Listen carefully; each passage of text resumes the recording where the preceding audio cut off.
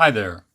Let's talk about who really has power in Frankfort.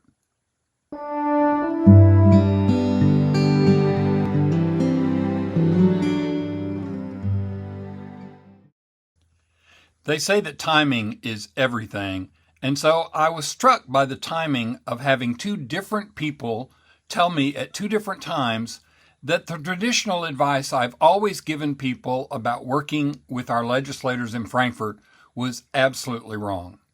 Basically, they turned what we have always said upside down. So let me tell you about that. One was a former legislator who actually worked in the House as a representative. The other was somebody who has done some lobbying in Frankfort and has actually spoken to legislators and tried to make differences on bills and so on and so forth. And both of them said that lobbying your legislator right now in Frankfort does not matter. Now, there's a caveat, and I'm going to share the caveat here in a little bit. But what they said was because of the supermajority, pretty much every bill that passes has been decided ahead of time, not by even the caucus, but by the leadership. So here are the three people in Frankfort that actually have power. There's Governor Andy Beshear. He has the power of his office, and there are certain things he can and can't do. But in the legislature, it's two people. It's Robert Stivers and David Osborne. Those are the people with the power. Your representative doesn't have any power.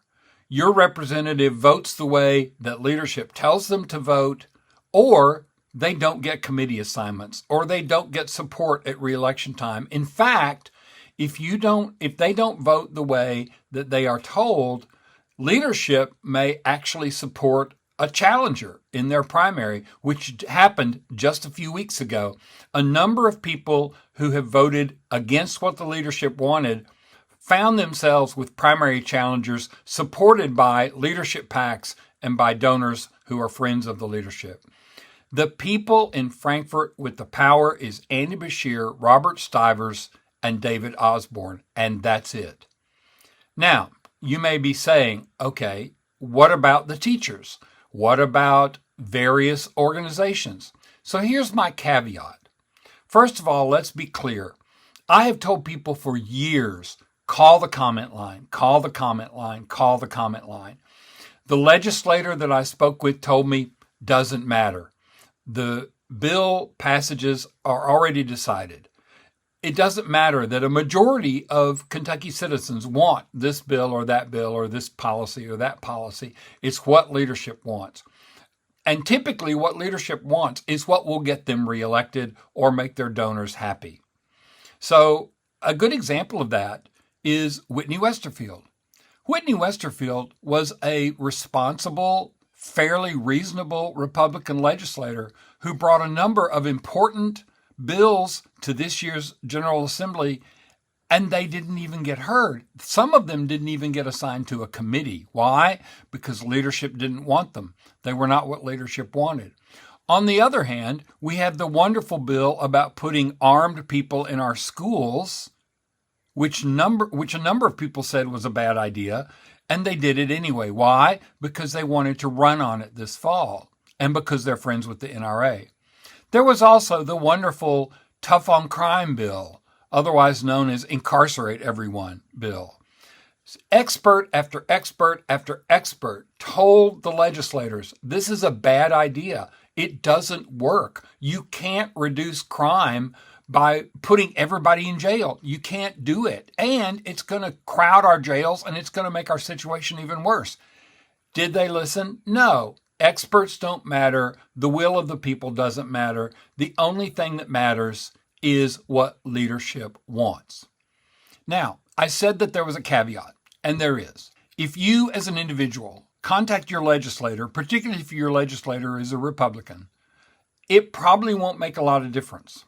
However, if a large number of people contact leadership, not your legislator, but they directly contact Robert Stivers, David Osborne, that may make some difference. The other thing that can make a difference is to have significant organizations raise all sorts of cane.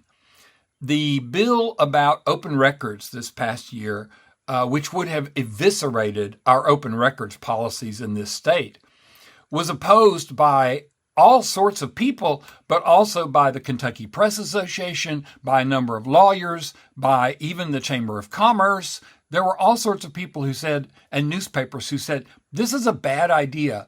And finally, it got pulled.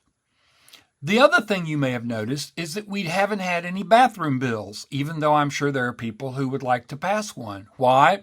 Because leadership watched what happened in North Carolina and saw that if they do that, they won't be reelected. So, if you are wanting to make a difference in Frankfort, there are essentially three ways you do it. One is you get a whole bunch of people to contact leadership. Two, you get a whole bunch of people and a bunch of organizations like the Chamber of Commerce and major corporations and so on and so forth to contact the legislators and the leadership and tell them that if you do this, we're leaving the state. And the third way, you vote the suckers out.